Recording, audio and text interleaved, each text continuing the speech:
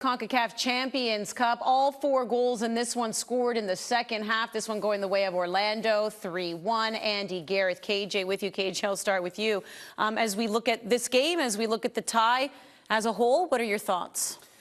I think Tommy Wheeldon Jr. should be given a bit of credit for what he did at halftime. And normally, I think when we look at a manager who at 0-0 throws on some players and then they concede a goal 4 minutes later by having the likes of Camargo and Aki on the field with Washewski and with Bevan, at that point you're thinking this is a lot. But, you know, I think the purpose in the end of the day at halftime was to go out there and create something that you would remember it by.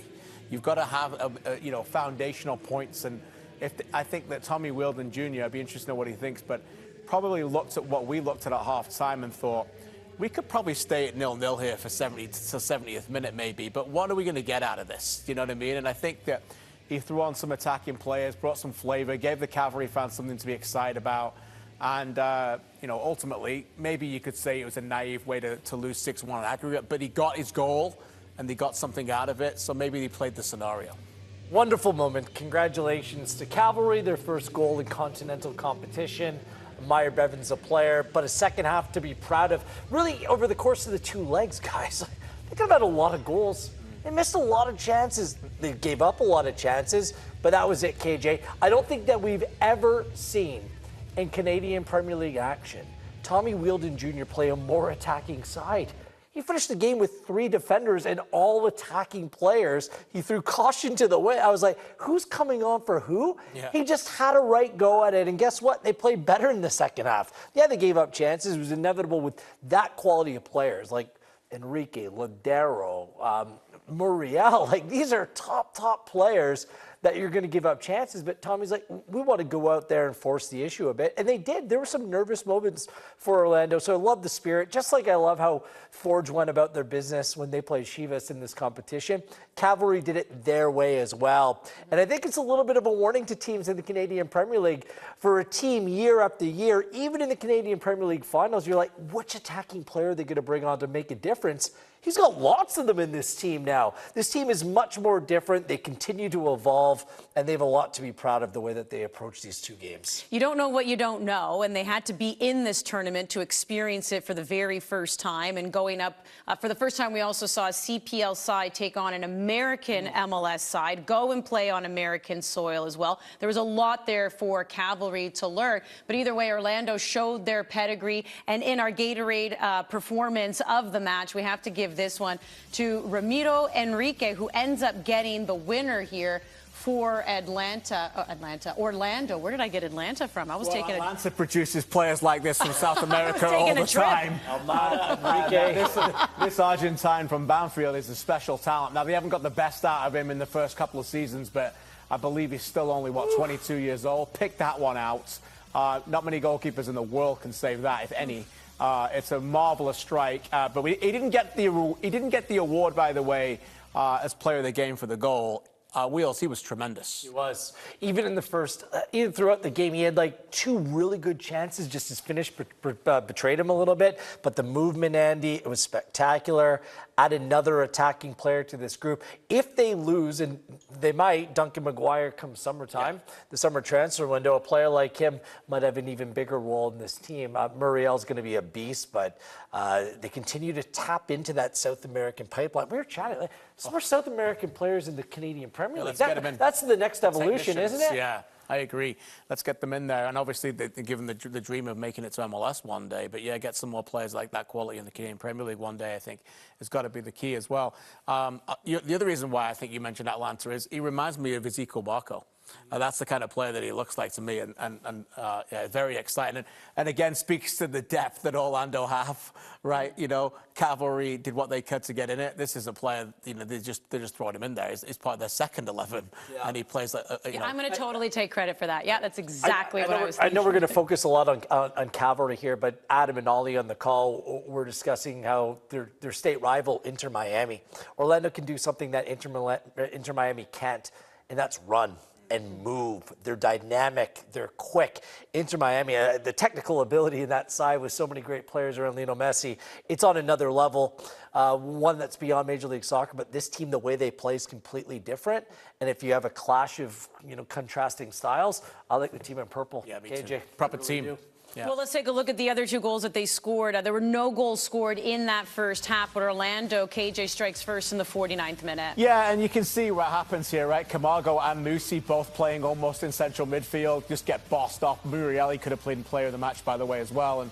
And Nico Ladero, probably not many people would have thought his first goal in purple would come with his right foot, but he did get it. Who's he calling? His mom? mom? Looks like the Lord above at that moment, but he's certainly pointing to somebody. But yeah, he was a special talent as well. He obviously created the next goal as well. And look, I think this one Wheels hit the nail on the head. The changes, you could see Cavalry roll, a little bit of, sixes and sevens at that moment. A lot of attacking plays. You can see, look, not a lot of running. Well, Leighton Brooks isn't a right back. Well, he gave him a chance to play, right? And that's the key. And I think Tommy Wheeldon Jr., look, if you had like NFL-style amount of changes, would have probably said, okay, at 1-1, all right, now we'll bring on our more defensive players again. Like, I've got my goal, but you don't get the chance to do that in this sport. So you have to play with what you've got at that point, and then that was the consequences. And again, it feels strange to be sitting here praising a team that tactically got outplayed and it was a little bit naive in the second half, but they got what they needed. Cavalry fans sitting at home watching it with us have that goal. Maya Bevan has his moment. Cavalry have got a little bit of an historical flag in the ground. They work hard to get in this tournament. They now have something in the ground that York United don't have and Halifax don't have, and you keep going down, a continental CONCACAF goal, so every credit. I will say as well, that first goal that they conceded probably wouldn't have given it up if they played the same way as they played in the first half, because there would be more numbers behind the ball. 100%. That player on the far side wouldn't have gone open. They're playing a 4-1-4-1. Camargo deeper than usual, gives away a ball in an area where typically when he does it further up the field, lots of players behind, it's not a big deal. So it was a calculated risk that Tommy Wheeldon Jr. took, and again, I just give him lots of credit for it. Much like Canada entering the FIFA Men's World Cup, we knew that it was going to be a tough task to ask them to get out of that group. It was always about the small victories, and that was the case even going in tonight for Cavalry, and we've just been talking about it. One of those small victories was you're making your debut in this tournament, get that first goal. That is our Volkswagen moment of the match. Meyer Bevan, you've heard us say it all night long, last year's joint Golden Boot winner, he gets the goal for Cavalry. At this moment, I'm screaming, go on, son, take him on. And Akio, great ball across, and Bevan just needs to direct it home. Little bit of space. I thought Akio was brilliant tonight.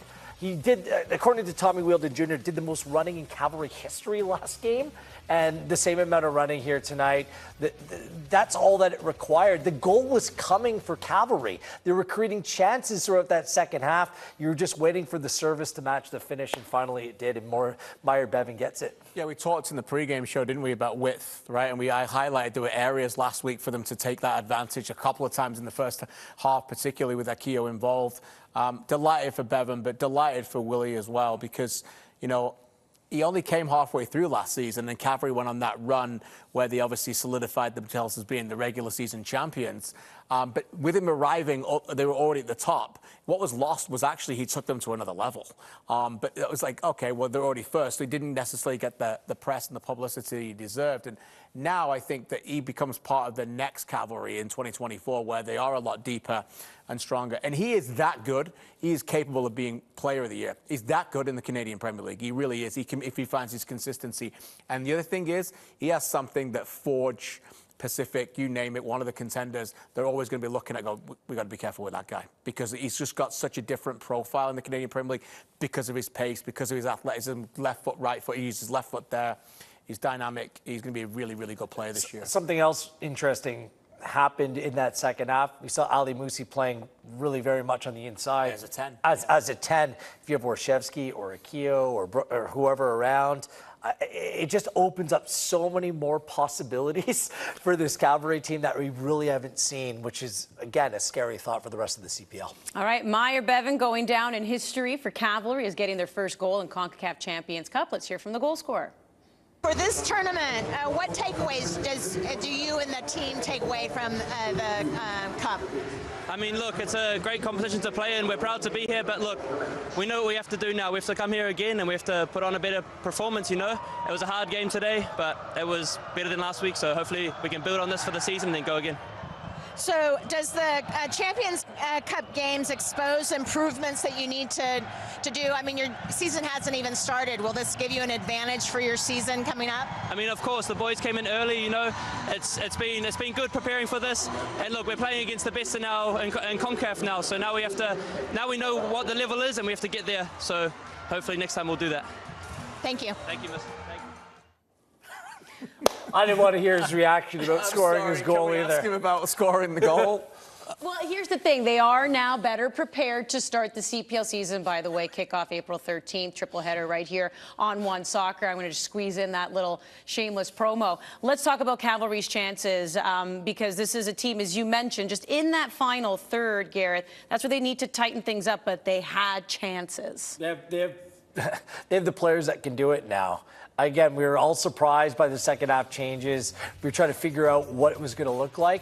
And it looked good. The tempo was good. They had a lot of space in behind this front five, but they created plenty. And it was like a touch, just not being able to get the ball out of your feet, or maybe the ball was just a little bit behind or a little bit in front. There were plenty of opportunities created by Cavalry in the second half. I thought it was brave. I thought it was nice seeing Diaz come on the field, see what he can do. Warshevsky's going to be a handful for any team in the Canadian Premier League. Again, just like a touch here, a touch there, KJ, or they could have had more than just one. Yeah, again, it proved that the changes were right. You know, and again, I don't think Tommy Wilden would find himself in a position, you know, hopefully if he goes on to manage for another 20 years, where he will probably make changes like that in a game, right? In sport, it's about outcomes, right? You play for the outcome. What can we accomplish? But, you know, ultimately that change led to things like this. And I think Tommy Wilden probably reflected at halftime and said, yeah, we're in the game here, but this is not how I want to play. You know, I want to go out there. It's about accomplishing, you know, memories. And you could see in Maya Bevan's voice the enthusiasm that he had for the way that they played in the second half. They gave them memories, they gave them reference points, and they gave them confidence to know that, like, they had chances to score against the top-class opposition. And I think, again, I don't want to speak for Tommy, but I'm pretty sure that he'd be happier playing that way and losing 3-1 than sitting there after the game going, we packed it in and we drew 0-0. I just wonder if he had a do-over, if he would maybe go that way in the first leg. We said that at halftime. I do think that. It's just, it seems like keeping it manageable, then you can open up and throw caution to the wind. That might be the approach. But again, it's so difficult, Andy. Your home match isn't even being played at home. No. Yeah. So there was no momentum, nothing to derive from that. So it was a difficult one. Look, they've got all the odds stacked against them, right? We know what the other thing too is that this, as much as it is a knockout competition, it still favors the seeded teams. You know, you're going up against a seeded team in another part, and that team gets to play second at home as well. So, like, you know, Cavalry, there's a lot of things that were against them here, right? Like, you know, Cavalry probably would have been far suited to play away from home first, to play a style like that, and then go back home and see. Again, they're all open up for discussion. I prefer the open draw of competitions that doesn't skew towards too much favoritism. You know, put it in a hat and draw and see what you get and see who gets to play. But obviously, it's a little different. We're going to get into just the format of the competition because we've touched on it even throughout our One Soccer Today shows about Canadian teams, in particular CPL being at a disadvantage as well. We know their season won't start till April 13th. Liga MX teams are well in the thick of it. MLS are in their preseason. We'll get to that in just a moment, but I do want to get to the All-State save of the match. Marco Carducci, this is in the 15th minute. You guys were also talking about Muriel, you know, making his appearance here for Orlando. And I mean, the guy just found a way to get in between players behind the line, and Carducci having to come up big fairly early in this one. Yeah, big save. And I thought Carducci played well. I mean, he couldn't do anything about the third game. I thought the third goal, the other thing about Carducci, his distribution's very good. He's very good. His distribution was excellent tonight. And again, you know, he's a better player, as all Cavalry players are, for going up against a star like Muriel. Yeah, there you go. Full-time stats, Orlando City 3-1 victorious here over Cavalry, beating them 6-1 on aggregate. Cavalry making their debut appearance here in Concacaf Champions Cup. So here's the updated bracket. As we know, this is round 1. Teams moving into the round of 16. So now all 3 Canadian teams are eliminated. Forge FC got in as the playoff final winner in the CPL last year. Cavalry earned their spot by being the regular season champions, and the Vancouver Whitecaps were in for winning the Canadian Championship. So now we'll just see how the round of 16 will play out as this tournament continues without the Maple Leaf. How can we help Canadian teams be better prepared for this competition? Do you have any ideas? I mean, obviously with MLS, they are in preseason. Maybe you make the argument that they are at least getting in some training time, some tougher competition in preseason matches. But Liga MX teams are just in full swing. How do you help Canadian teams in particular? I mean, I feel a little bit peculiar talking a little bit about this because I feel like, how do I word this in a North American style? A little bit like a sophomore going to like a graduation party. You know, like you just got to know, you earn your place a little bit. Like we just get it in, lads. You know what I mean? Like, so I get like what the conversation needs to happen. But first of all, CONCACAF and the relationship that they've built with Canadian football deserve a tremendous amount of credit. You know, there's some big countries, by the way, you can go look them up. I'm not going to bore you with the lists, but there's some big countries in this region who don't have any teams in the Concacaf Champions Cup of this year. So, you know, they're thinking, how do we get one team in? We've got 3, and 2 from the Canadian Premier League. So I'm extremely fortunate, as is everybody else at home, that we get that opportunity. Are there other areas that we could do it? Yes. Could they maybe add 5 more teams, have a 32-team knockout, throw all the names in a pot, draw them out, things like that? Yes, but we know that they're not doing it that way. It is their first go at this as a different modified version under a new name, with a wonderful history going back to 1962. So I think they're doing okay. The element, although, Gareth, is always going to be a struggle, is the playing in February. Yeah. That's going to be a struggle. And maybe, you know, what Forge did by going down to Mexico certainly helped them. Maybe the CPL teams can look to try and find better friendlies in the preparation to build up to that. Maybe incorporate the Mexican relationships a little bit more to have more intense games in their preparation. That's it. I would hate to see the competition shrink to exclude a Canadian team, because these are valuable experiences for any one of these players. I think that the competition in time could expand out to a 32-team competition. That makes a whole lot of sense. Unfortunately, there's fixture congestion everywhere that you look on the calendar, so I don't think you're going to be able to move it around. Could you make it a tournament style like Leagues Cup? Well, they're already doing that for Leagues Cup, which only includes MLS and Liga MX side. So it's a tough one, but I would hate to rob these Canadian players of the opportunity. The one thing is the Canadian Premier League expands, gets more teams, you know, ages. Like, there is going to be a time where having those 4 months off, like, that's not going to be what's going to be desired by these clubs. You're going to want to shrink that time off in terms of the off season. How do you go about doing this, living in this country? It's the million-dollar question, really, and I don't have the answer to it as of right now. Oh, I do. I just say you make friends with people in warm climates, and I think you get a lot of teams over to these warm climates. I think we do our studio live on location from the beach, and we just have ourselves a great little tournament before. Yeah. There you go. I'm just telling you, I have it all figured out, guys. Tune in less than 24 hours from now. I'll be right back in this chair. Jordan Wilson, Jess Lisi will be joining me. It's the final group stage game for the Canadian women's national team. They're taking on Costa Rica at the inaugural Women's Gold Cup, 5:30 p.m. ET. We'll get you set up for that. The women are going to be moving on to the quarterfinals. This is all about seeding. Maybe the favorites now, Andy, with the U.S. women losing to Mexico. Can you believe they lost to Mexico, a team they had a 41-1 record against? Mexico beats the U.S. for just the second time in their history. 2-0 was the final. And I believe another stat that I read was the Americans lost on home soil for the first time since 2000. Yeah. That's like, 24 Emma years. Hayes, could you come here now? Like, now? Now could be the time for the Canadian women. Well, how about now for some of these Cavalry players as we put a bow on CONCACAF Champions Cup? The season for the CPL, as we know, gets started in April, but did any players impress you? Yeah, Willie Akio. I think Klompy, if they can keep him around, he's going to be quite the player for this team. Charlie Trafford, good old reliable. and Warshevsky, like coming into this team as well, bringing a completely new dynamic in front. There's a little bit of an arms race going on. I don't know if you've noticed here in the Canadian Premier League where a lot of teams are loading up for the new season. Cavalry, right part of it.